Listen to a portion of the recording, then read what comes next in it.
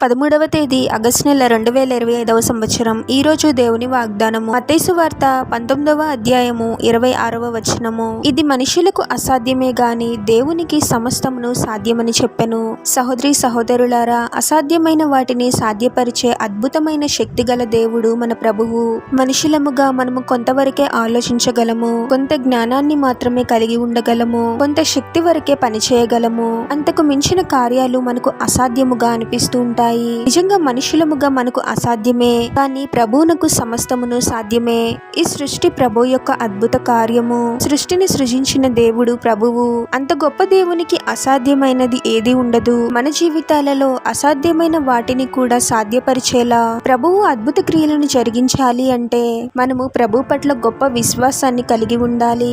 పరిస్థితులు వ్యతిరేకంగా ఉండొచ్చు, ప్రభు పైన విశ్వాసంతో మొరపెట్టాలి. ప్రభు చేయగలడా లేదా అనే సందేహంతో అడగకూడదు, కానీ ఎటువంటి పరిస్థితినైనా అద్భుతముగా మార్చగలిగే గొప్ప దేవుడు నా ప్రభువు అనే నమ్మకంతో అడగాలి. నమ్ముట నీ వలనైతే నమ్మువానికి సమస్తమును సాధ్యమే అని దేవుని వాక్యం చెప్తుంది కదా. మీ జీవితాలలో ఏదైనా కార్యము మీకు అసాధ్యంగా అనిపిస్తుందేమో, ఇది ఇంకా జరగదు అని ఒక నిర్ణయానికి వచ్చేసి ఉండొచ్చు. వ్యతిరేకమైన పరిస్థితులను చూడవద్దు, కానీ పరిస్థితులను కూడా అద్భుతముగా మార్చివేసే ప్రభువునకు ప్రార్థించండి. విశ్వాసంతో మొరపెట్టండి. తప్పకుండా ప్రభు అద్భుతముగా మీ కళ్ళ ముందే అసాధ్యమైన కార్యాలను సాధ్యపరుస్తాడు. ప్రార్థన. పరిశుద్ధుడవగు ప్రభువా, మీ పరిశుద్ధమైన నామమునకు తరతరములు యుగయుగములు మహిమ కలుగును గాక. మరొక నూతన దినంలోనికి మమ్మల్ని క్షేమంగా ప్రవేశింపచేసిన దేవా, మీకే స్తోత్రం తండ్రి. అసాధ్యమైన వాటిని కూడా సాధ్యపరిచే గొప్ప దేవుడవు ప్రభువా. వ్యతిరేకమైన పరిస్థితులను చూసి మేము బాధపడుతూ కృంగిపోయే వారముగా ఉండకూడదు తండ్రి. ఎటువంటి పరిస్థితినైనా అద్భుతముగా నా దేవుడు మార్చగలడు అనే గొప్ప విశ్వాసంతో మీకు మొరపెట్టే వారముగా మేము ఉండాలి తండ్రి. మీకు మొరపెట్టి మీ సహాయం కోసము మేము ఎదురు చూడాలి ప్రభువా.